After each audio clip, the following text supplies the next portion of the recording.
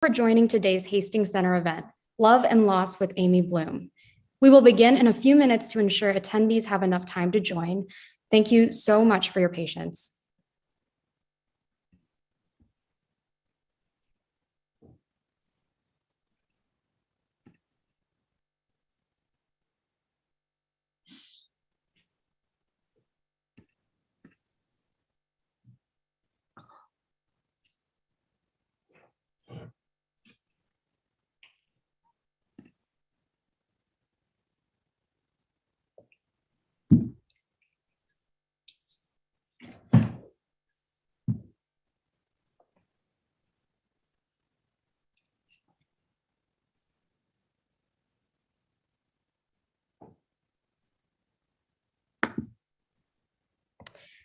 Hi, all.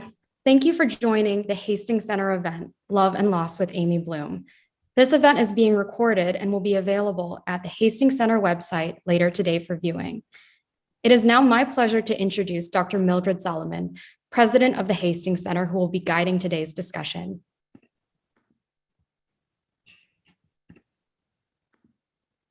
Thank you, Danny, and welcome to all of you who have joined us from around the nation and the world. The Hastings Center is a bioethics research institute focused on ethical issues arising in health policy, healthcare, and the life sciences. Hastings was founded in 1969, and one of the enduring areas of our focus has been on improving end-of-life care. So I'd like to begin by telling you a little bit about that history. In the mid-1970s, the most significant case was that of Karen Ann Quinlan, a young woman in her 20s. She was in an irreversible coma.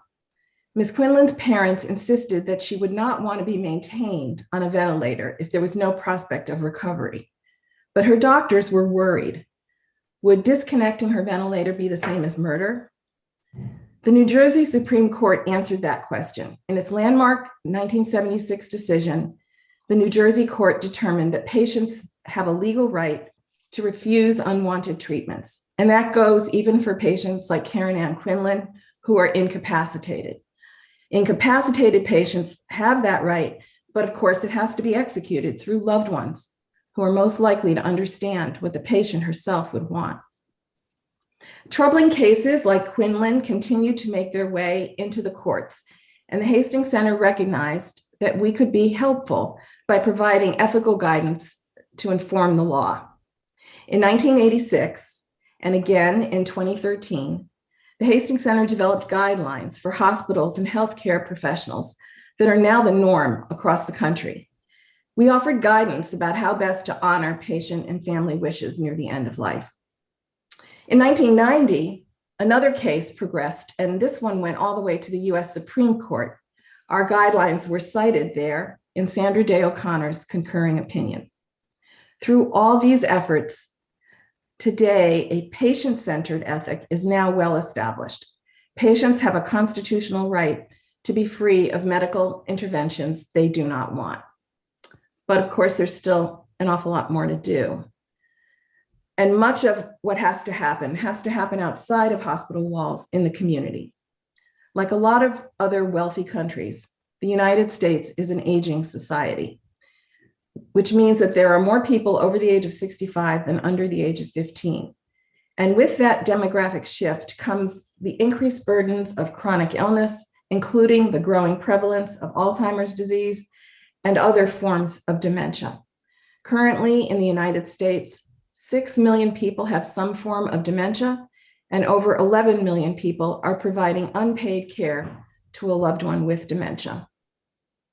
The United States has no clear policies for ensuring that people with dementia receive the care they deserve.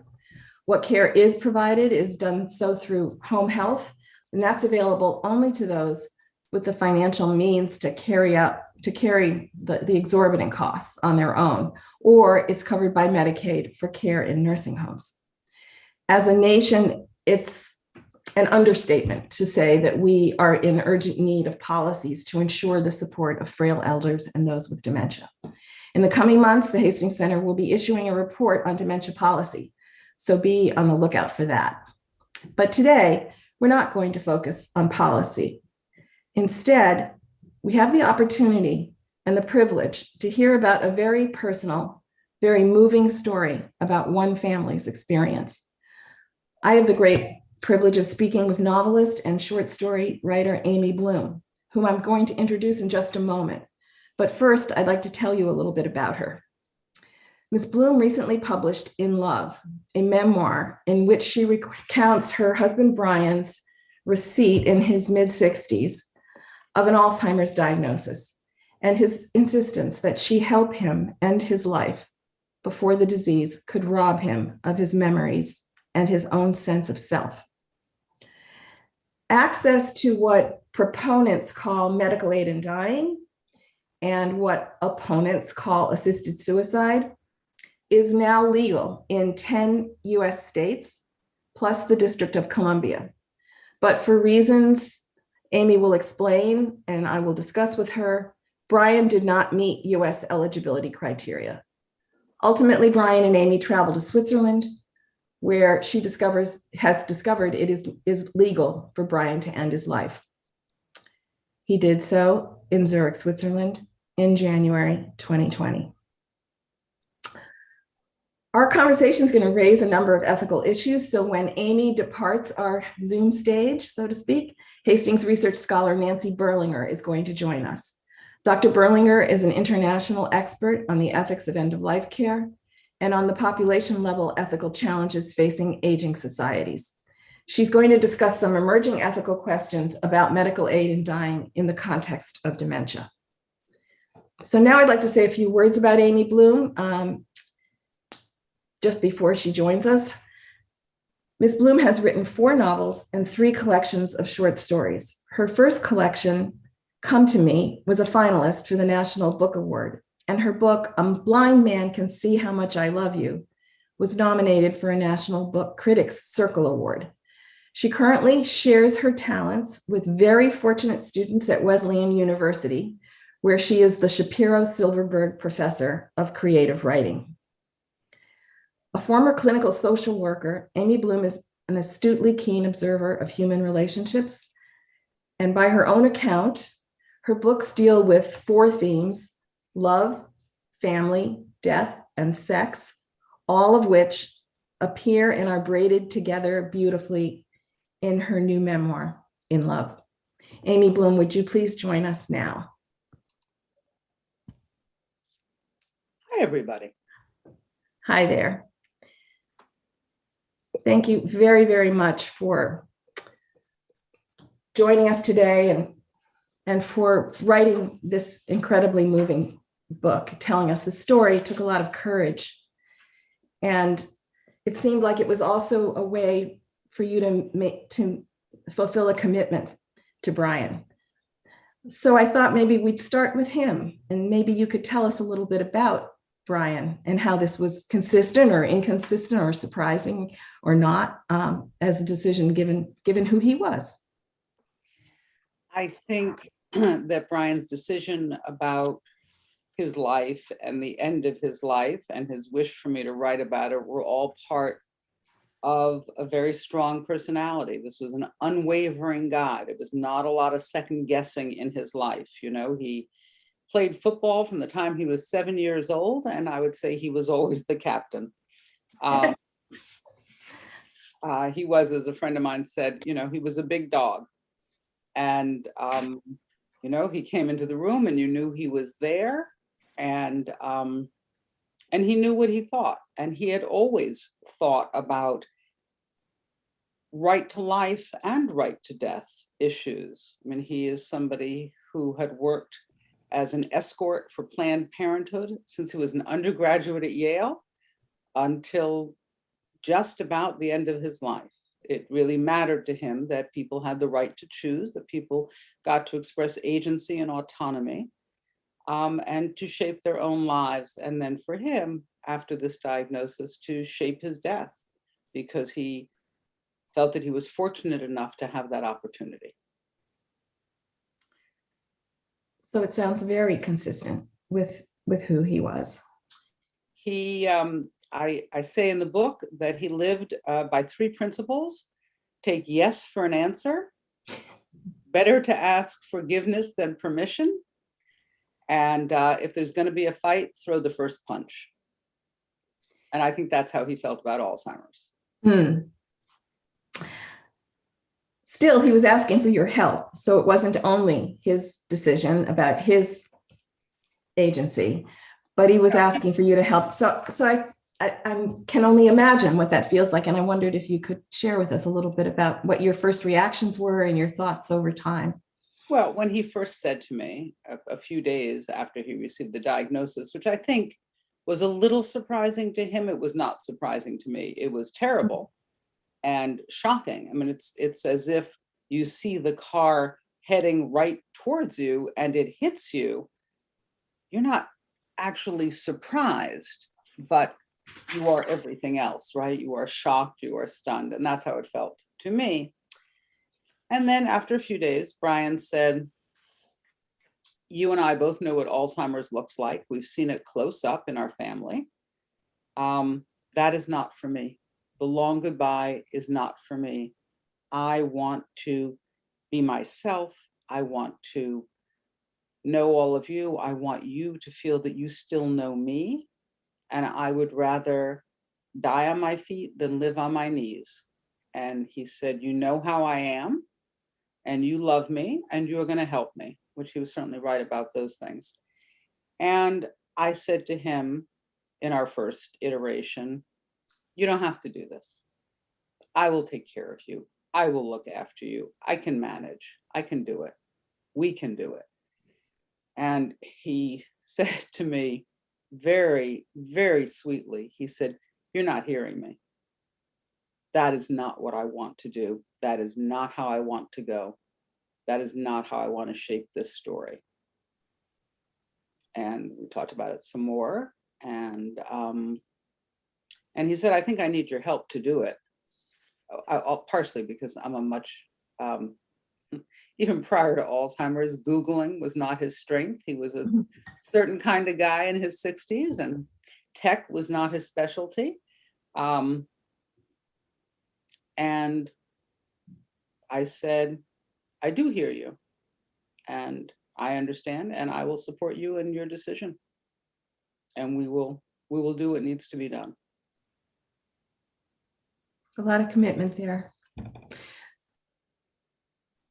Did you ever worry that maybe it was the wrong thing, or was his clarity and the consistency with who he was put any doubts out? It's hard for me to not imagine that I might have moments of paralysis where I'd be going back and forth, but I don't get that from your description.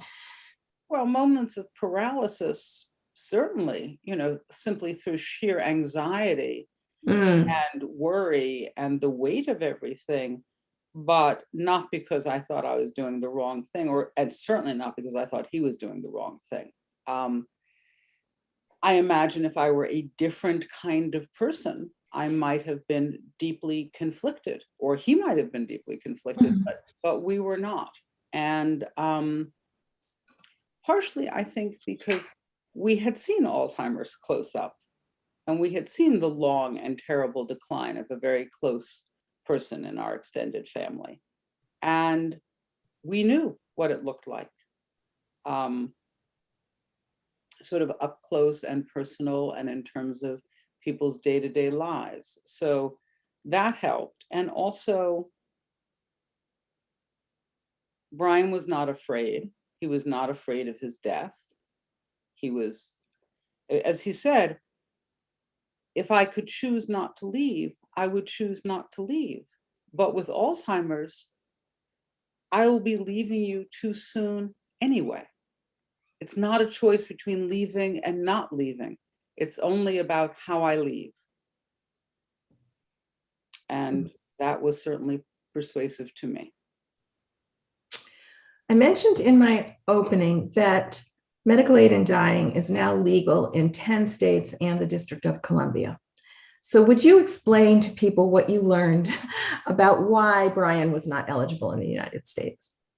Most people are not eligible in the United States, even in those 10 states in the District of Columbia. It's a very small I of a very thin needle, and that is entirely intentional, as you can see from the language and the laws.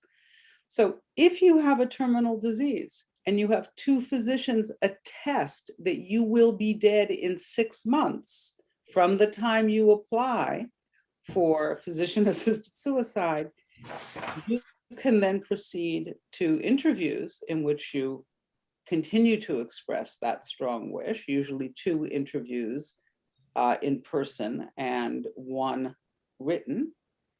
And then if you are approved by that physician to whom you have presented yourself, you may be in a position to arrange for an end-of-life medication. That's not a lot of people who are going to be able to take advantage of that. You can't have a year to live. It's not as if you have 18 months to live, but you're in excruciating pain. There are no exceptions to it. It's 6 months, as testified by 2 doctors. Well, obviously that leaves out anybody with dementia, because at the point at which you have something like Alzheimer's and you have 6 months to live, that your terminal illness has come to its end, you've probably had Alzheimer's for 10 years. And certainly 5, 6, 7, 8 years. And when your body is near its end with a dementing disease, you will not be able to express your own wishes clearly and with full cognitive function. So it's simply not possible. The 6-month requirement, and plus the requirement to be able to be fully informed and make this your own decision, expressing your own views, are in the disease, in the various dementias, it's almost like a catch-22. It's difficult for them both to occur unless it's the earliest stages. Right. And if you are then it's not 6 months. You don't have 6 months to live. Yeah. So I think it's safe to say that it's not like a catch-22. It is, in fact, a perfect representation of catch-22. Now, the program that was available in Zurich also had its requirements, and Absolutely. The book really chronicles quite a number of them. Could you tell us what they were and how you felt about them? Did you think they were important safeguards, or did you think they were inappropriate? But let's start first with the facts. What were they? What were the requirements? You become a member of Dignitas, which doesn't really do much except sort of put you into their system. Then you can apply to be approved for what they describe as accompanied suicide. That includes medical records, any physician, any medical care that's ongoing in the person's life, an autobiographical essay by the person, and then a series of telephone interviews after all the documents. I mean, the documents run from everything from marriage certificate, birth certificate, marriage certificate, divorce certificate, to current medical records and assessments by the physicians. Above all, they are looking to avoid anybody, let me put it this way, they're looking not to provide services to anybody who is not cognitively or psychologically prepared to understand the consequences of their decision, and who is, for whatever reason, either a history of clinical depression or a disabling health issue that has made them no longer cognitively clear. And that for them is the line. The line for them is discernment. You have to be able to understand, to describe, to give full informed understanding. And of course, if you have a dementing disease, that is not a big window necessarily, and nobody can tell you how long it will be open. When I say nobody, I mean there's no medical professional who can look at somebody in the early stages of Alzheimer's and say, let me tell you exactly how long you've got before your faculties begin to fail.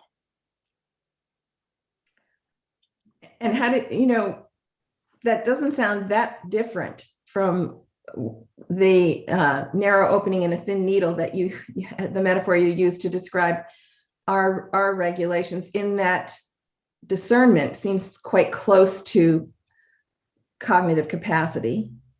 I think those things absolutely are the same. I think the great difference is the idea that you can only apply if you have 6 months left to live. That is not what Dignitas says. Dignitas says there was a gentleman, for example, who ended his life there. He was a scientist, I think from Australia. He was 104. He went there with his grandchildren. And he said, I can't really get around anymore. My eyesight has failed. My hearing has largely failed. I'm 104. I have had a wonderful life, and I am ready to end it. Now, that is not somebody who would have qualified in any of the right to die states, no matter how clear he was, because there was no physician to say, you have only 6 months to live. He probably had another year or two to live. Who knows? But his position was, I am in full capacity to make this decision, and I have made it. And Dignitas's position is, you qualify. Take us into the moment of your farewell. Dignitas arranges for the two of you to be in an apartment that they own. And 2 medications are left in the room.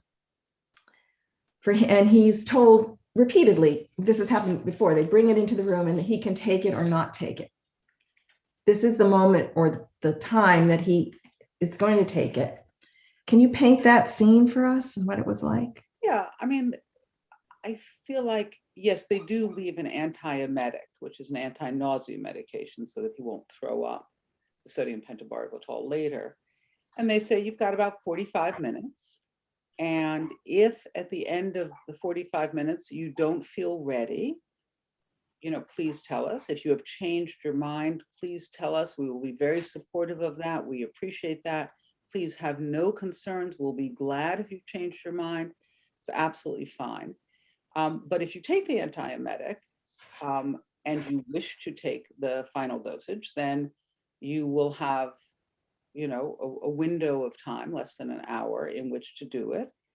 And what happened for Brian is that he took the antiemetic and then he did exactly what he told me he would do, which would be to sort of, he said, I know I have to go. He said, but you know how I am. I'm going to tell a few stories before I go. And so he sort of reminisced about his favorite times in football and his beloved coach. And the ladies came back in after about 45 minutes, the 2 volunteers, and they said, so the antiemetic has worn off. How would you like to proceed? Would you like to have an antiemetic again? Have you changed your mind? Brian said, I have absolutely not changed my mind. He took the antiemetic, and about 10 minutes later, he said to me, I'm ready. And he took the final dosage, and we held hands and kissed each other and said we loved each other. And he was comfortable on the couch, and we just sat there, and he fell into a light sleep and then a heavier sleep, and then he died. And we held hands, and then I sat with him for a long time afterwards. And it was terrible, but it was also peaceful and painless, and very much how he wanted to go.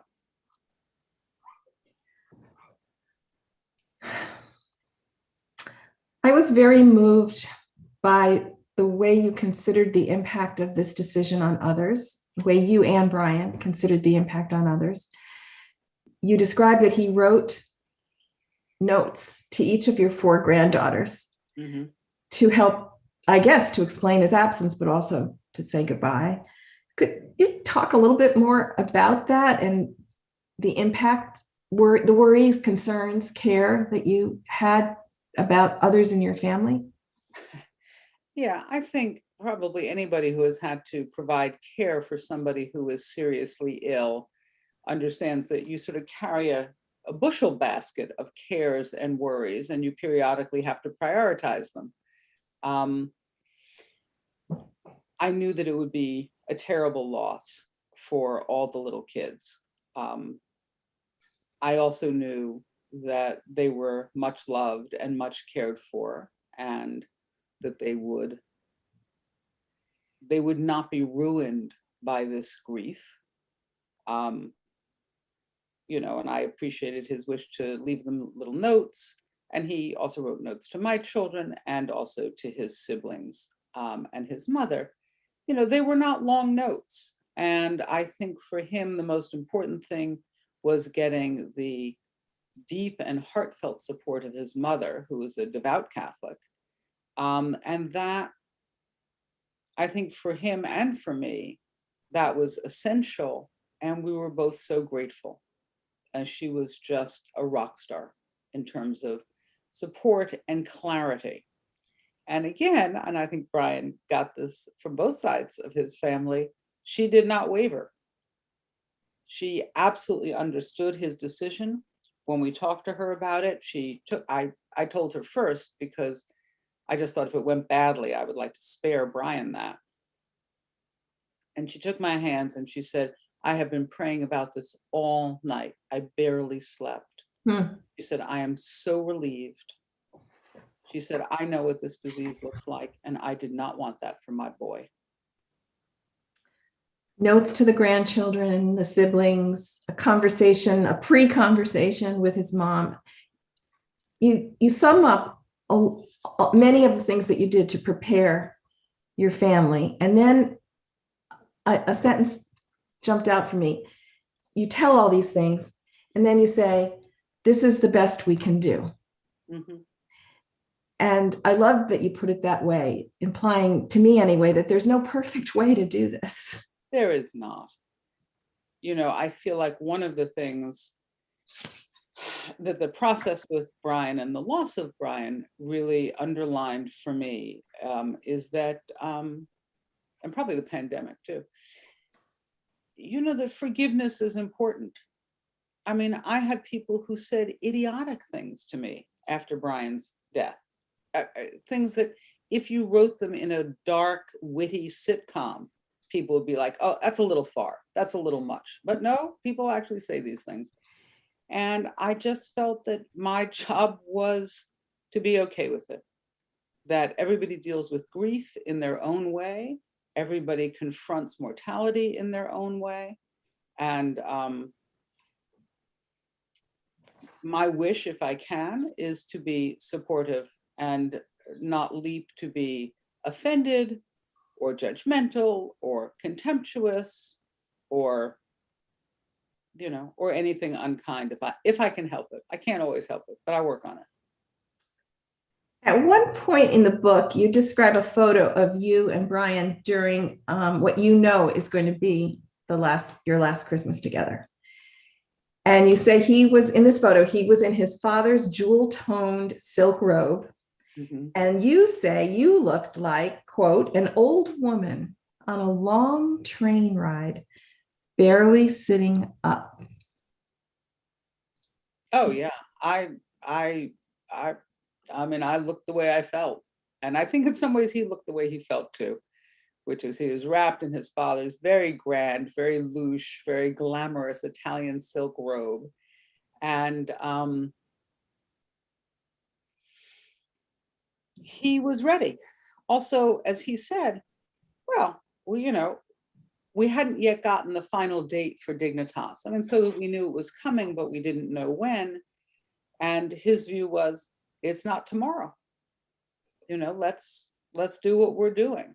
I was not quite able to be as sturdy about it as he was. That image of yourself on a long train ride opened a door to me of discussion about caregiving and the burdens on caregivers. And so did other parts of the book. Like you talked so frankly about loneliness within marriage. And you said that your two prior marriages, you didn't feel lonely at all because of all the other ways in which you were engaged with life and your work and your kids. And that you were, though, expecting great loneliness after Brian's passing. That there's a lot to struggle with, anticipatory struggle with that. But then you wrote so elegantly, you told us he's got a cold, so you make him a cup of tea. And then you go upstairs to give him the tea. He opens his eyes and smiles and says, thank you. And then you wrote, I get to see that it's just as scorching to be present. What did you mean by that? Well, it was terrible, and it hurt my feelings to feel the distance between us when we had had such an intimate marriage. But then to have him be so focused on me, which he was not that often that focused on me at that point, was equally excruciating. Mm. It turns it turns out that whichever way you go, if you are the caregiver for somebody with a dementing disease, it's painful to be ignored, it's painful to be present. You just have to get all the help you can in managing how much grief there is during life as well as after.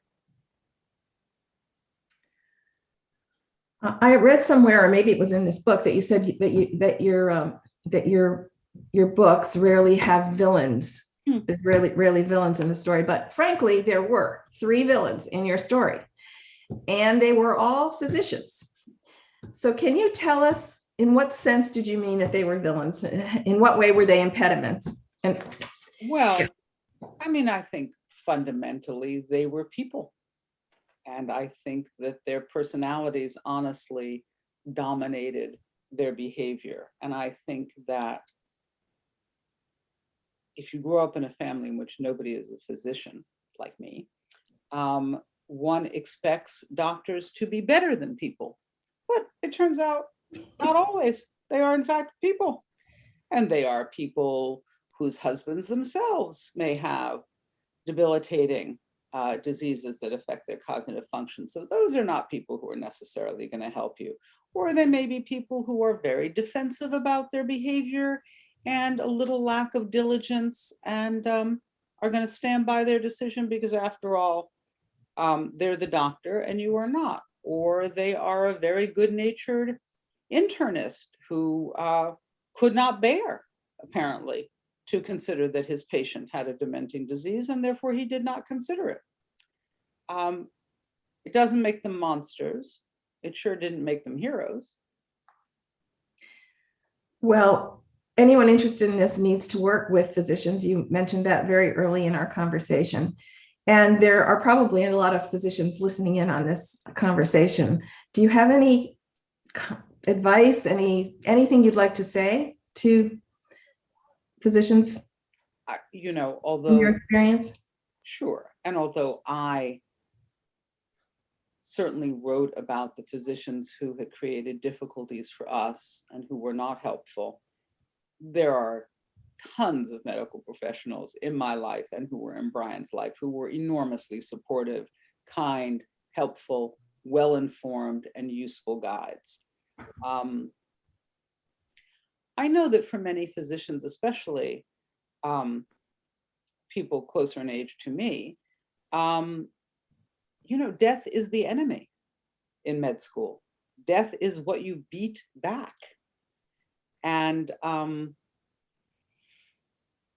that may be an essential part of do no harm, but there might be some other ways of contemplating the harm that is being done in the quality of the life, or the extinguishing of the quality of the life, even if life goes on. So I don't feel like it's for me to tell physicians how they should be. I think that when you are lucky enough to be working with a good doctor, no matter how hard it is, you know that you are really being helped. And that support makes all the difference in the world. And you encountered that help as well. I told the harder, I began with the harder, more negative side of the question, but Absolutely clear. Yes. I'm enormously appreciative of the medical help that we received.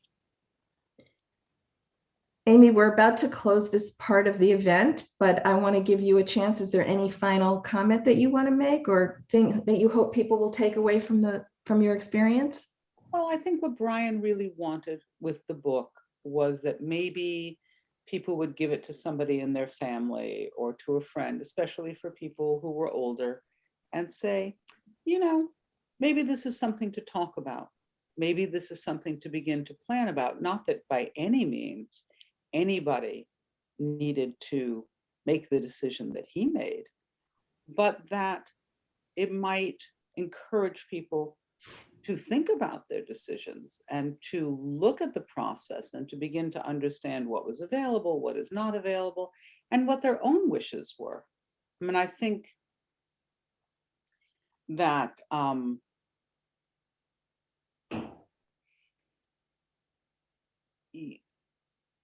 of the things that Brian and I had talked about often was sort of life with purpose and life with joy. And I think that he felt that being able to make decisions about your death when it is possible, it's often not possible, but when it is possible, it's worth doing, and it's worth having those conversations with love and with purpose. Thank you so much for sharing this extraordinary experience with all of us and with me. It's been an honor to talk with you. Thank you very much. Thank you for having me. I appreciate it. And now I'd like to introduce Nancy Berlinger. And she's going to, I'm going to talk about her in the third person. So I will ask her to join us in a second.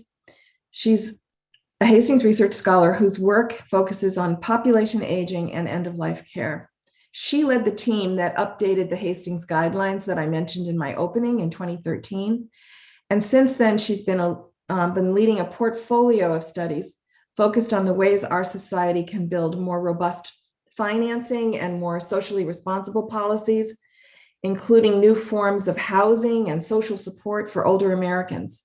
She's also an expert on the bioethics of migration and on ethical issues raised by the COVID-19 pandemic. She's a frequent speaker and is often quoted in the mainstream media, offering guidance for patients, clinicians, and policymakers. So Nancy Berlinger, would you join us now?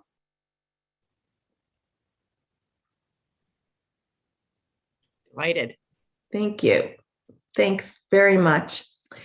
My conversation with Amy Bloom about her memoir has touched on how different countries approach the question of whether people under various conditions should have a legal right to medical assistance in ending their lives. Mm-hmm. And as we talked about, that's called medical aid in dying. And there's a range of views about the ethics of MAID. So I thought it would be really important, since we've heard one person's story, I thought it would be important for you to help us understand the range of views on medical aid in dying. What's the landscape? Sure, absolutely. Yeah, it's very important on this topic to start with, to sort of situate yourself, because we've heard bits from Amy just, in part of telling her story about certain things in the US and certain things in another country that's quite different. So getting clear on what is going on in the place that you're thinking about is always important on this question and on many other questions. But a larger point is that thinking about ethical questions, it was something I remember Dan Callahan used to say, if you already know what the right or wrong thing to do is, it's not really an ethical question. Thinking about a live question involves listening to differing perspectives on the values that guide behavior, including values that are embedded in law and policy, the idea of something we're allowed to do or forbidden to do. So we know we don't all value the same things, but in pluralistic societies, we should aim for working agreement on how to balance rights and protections across societies. And we certainly see this as challenging, very challenging at a federal level, but also challenging at the state level, where medical aid in dying is litigated and provided in this country. I'm just going to mention, and it may have come up a few times, I'm going to say medical aid in dying, or sometimes MAID, mindful that not everybody uses this term and some people don't like this term. At the moment in English language discussions, it seems to be the term that people are using around the idea of, under certain conditions, people having a legal right to medical assistance to end their own lives. So it isn't quite the same thing as talking about suicide in the abstract because of that involvement of medicine. And that's why we're inside of bioethics, because we're talking about the role of a physician, of hospice, and so on and on. But I understand there's more than one view and there's no value neutral term. So that's just my little sidebar. Most state level provisions in the United States follow the approach of Oregon, which has had a provision for 25 years, since 1997. And as Amy Bloom mentioned, this provision and the provisions of most other states permit a terminally ill adult with a prognosis of 6 months or less, so you need a diagnosis and a prognosis, who has the capacity to make voluntary decisions right now to request a lethal dose of medication prescribed by a physician for this person to take for the purpose of ending life. So it's not the idea, I'd like this and I'm going to put it in my cupboard and I might need it someday. It's like, right now you're going to use this within this period of this 6 months. So there's a lot of procedures that go into evaluating a person. The requirement of terminal illness, a 6-month prognosis, decision-making capacity, and self-administration, the idea that you have to take this yourself, make the US approach perhaps the most conservative in the sense of being restricted or cautious in the world. Other countries such as Canada, the Netherlands, Belgium, Luxembourg, Switzerland, Spain, Austria, Colombia, New Zealand, Australia, also have provisions, but they are not all identical. Some resemble each other. Some are deliberately not like each other. You know, France has a very different approach than neighboring Belgium, for example. Germany does not have a policy, neighboring Netherlands does. So it's very jurisdiction specific. Now, Oregon, I just want to make one other point on Sure. Oregon here.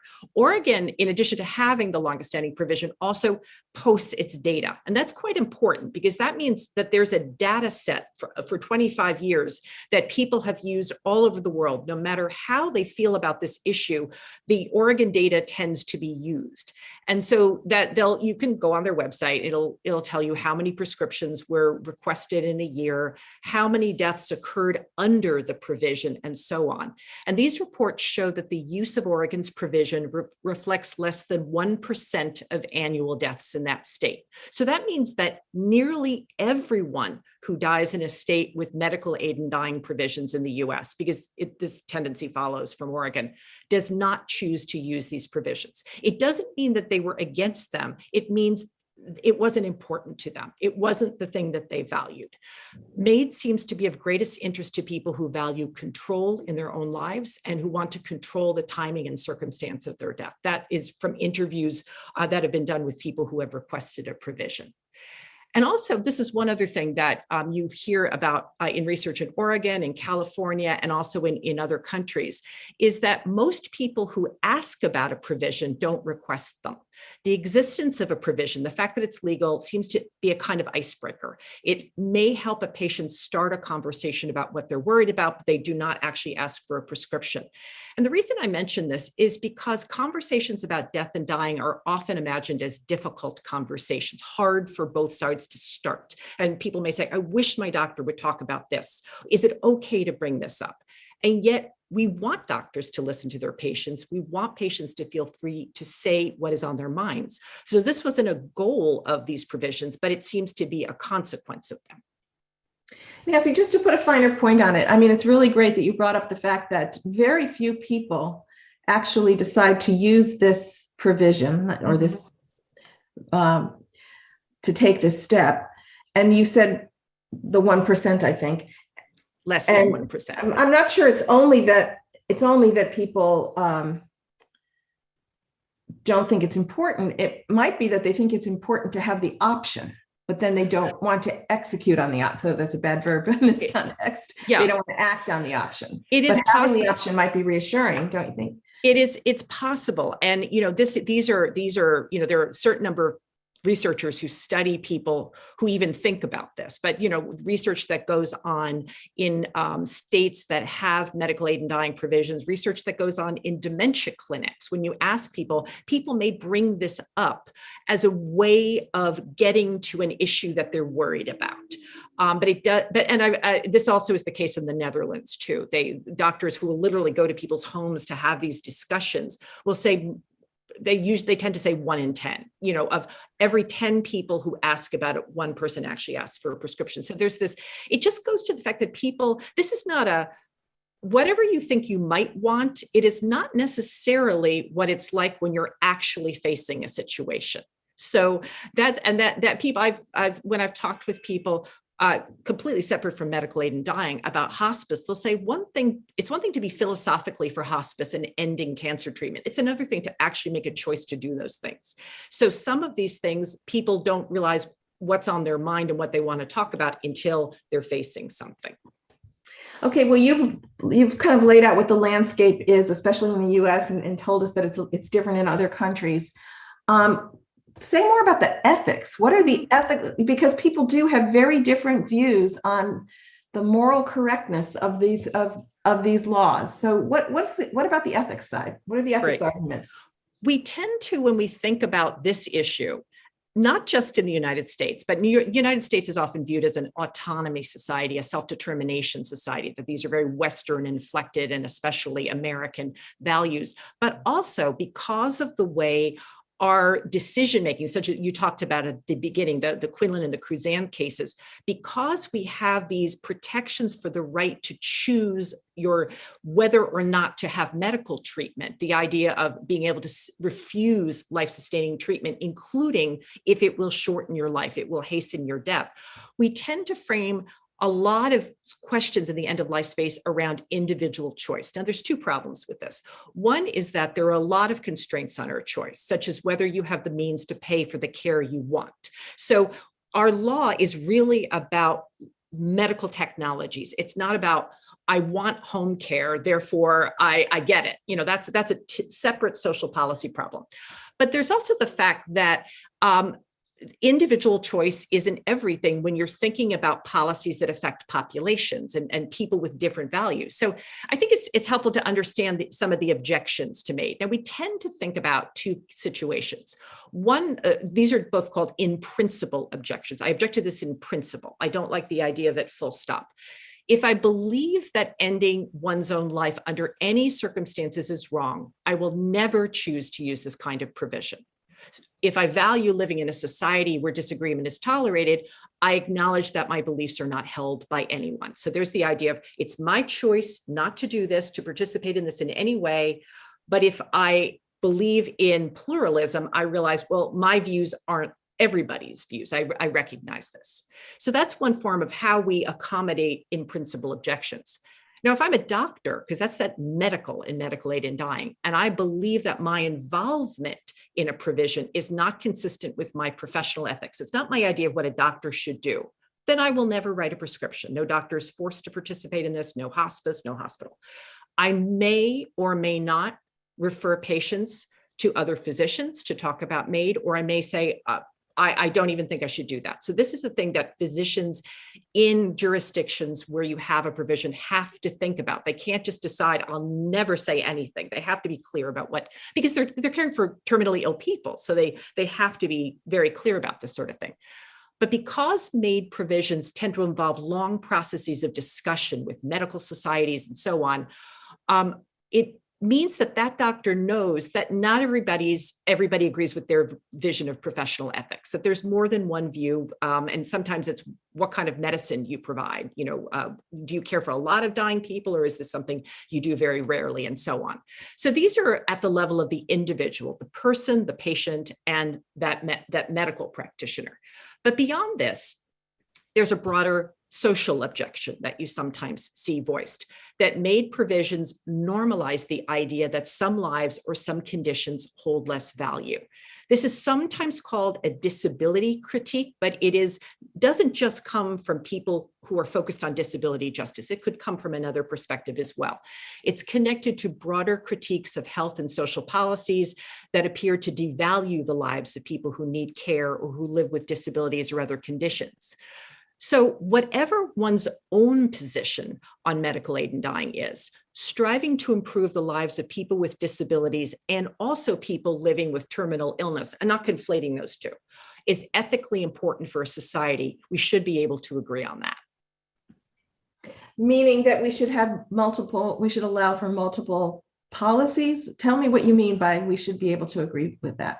Well, I think we have to listen to critiques. We have to listen to each other. Every so often, for example, I was part a few years ago, the National Academy of Medicine had a conference chaired by Jim Childress on the landscape of this issue. Just say, where are we right now? And so you made sure a lot of different voices were in that room. You didn't just say, well, we're just going to report on processes. We're just going to say, how does this state do this? It's not just technical. You're also talking about who feels threatened by a policy, or what if a policy is flawed? How would you actually change it? And so you need to do those things even after a law is in place. And if you talk to a doctor in Oregon, they say, we've been discussing this for about 30 years, and we continue to discuss it, even though it affects a very small number of people. But I think that's important if you have a strong feeling about this issue, to be part of these discussions and not just, I think there's a habit in bioethics of polarizing this, of saying it's either whether you're for it or against it. But in fact, people may say, I think it's ethically justified for people to have this option under certain circumstances, but not other circumstances. So keeping up with what's going on in your state, in other countries, is just very important on this issue. In terms of the ethical critique, I know that some people feel that it requires a judgment about, some people have religious objections and feel that it's not humans' place to make this decision. Another argument is that there's a judgment about the quality of life of a person, and that quality of life concerns and judgments about quality of life are present, and people object to that. And yet, if this is the person's own choice, how does the quality of life argument fit with that? Well, I honestly, as a scholar, I try never to use the phrase quality of life. I just don't find it to be a helpful phrase. I know it's used, but there are critics who use it. Right, so right. Right. Yeah. But on this issue, I think one thing that's important on the issue of MAID itself is that in the United States, at least, and I'm not here to speak for any other jurisdiction. That's important. We can't just take an example from one country and project it into this country. The tight focus on terminal illness, on a 6-month prognosis, on voluntariness, and the fact that when people are interviewed about why they want this, why are they even thinking about something like this, it tends to be, and this is from people who have interviewed them, it tends to be there is something foreseeable that would occur near the end of life, like a pain crisis or a hemorrhage or something like that, that they have a reasonable fear about. It was something they do not wish to experience, that people have articulated. Now, I should add, most people who use medical aid in dying in the United States have cancer. And a lot of the research is around that sort of trajectory. So it doesn't extrapolate onto every other possible condition a person might have. But I think that is important to recognize just how narrow this sliver of death, even just in America, is. Most people who die in America who are facing terminal illness, this isn't an issue for them, whether or not this is legal in their jurisdiction. So when we're thinking about improving the lives of people who are terminally ill, we must think well beyond medical aid in dying, which only appeals to a very small number of people. It doesn't mean it's useless. It seems to have some role in maybe giving people some confidence if they were fearing a certain kind of suffering. And there's a huge research literature on this. So we only have a few minutes left. We've mostly talked about current medical aid in dying provisions. Is there any more you can flesh out in terms of medical aid in dying in the context of people facing dementia? Mm-hmm. Well, this is a very interesting challenge for a number of reasons. We know that dementia is a progressive condition. It's an ultimately terminal disease in that if you do not die of something else, you can die of dementia. People facing the consequences of dementia. People facing dementia need many, many things: understanding, support for this experience, financing for home care and transportation, opportunities to live a good life, to have fun, to be included in your community. Dementia is much, much more than the experience of making end-of-life decisions. But that is today's topic, so I'm going to focus on that today. Because medical aid in dying in the United States concerns terminal illness, it's important to be clear about whether or not they apply to people facing dementia, just as an issue of communications. Assuming this person has no in principle objection, assuming this person is saying, does this apply to me? If this person has a primary diagnosis of dementia, meaning they don't have another terminal illness such as cancer, that might be the thing that they might be more likely to die of, it would be virtually impossible to qualify for a medical aid in dying in the United States. So what Amy Bloom said was quite correct, because these provisions in this country rely on a person with a 6-month prognosis being able to make their own decisions right now. And a person with dementia's capacity and prognosis just don't align this way. So they would not qualify even though they are terminally ill. It again has to do with the fact that a lot of the way that we think about policies concerning and practices concerning end of life were done on the basis of cancer. The hospice benefit was designed with cancer in mind, and so on and on. It wasn't intentionally meant to exclude people with dementia, but the fact is it just doesn't, it's a test you can't pass. So that's the very short answer, but I know we have very, very limited time. There is much more to discuss about evolving ethical and societal questions concerning dementia in our aging society and in other aging societies. But today I want to make one final point, and that is that medical aid in dying provisions are never, ever solutions to social justice questions that affect populations, such as the high cost of care at home, which you mentioned, or the effects of ageism and ableism in societies.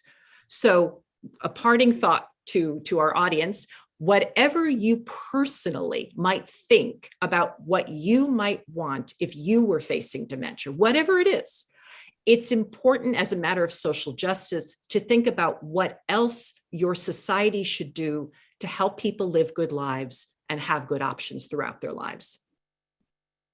Well, that is a very positive and forward-looking note to end on. Thank you, Nancy. I really appreciate your joining us and all of your and sharing all of your expertise. I think that is nearly a wrap. Don't go yet, because I want to let you know that this will be on the Hastings Center's YouTube channel shortly. And Danny, I think you have some final remarks. Can you come back?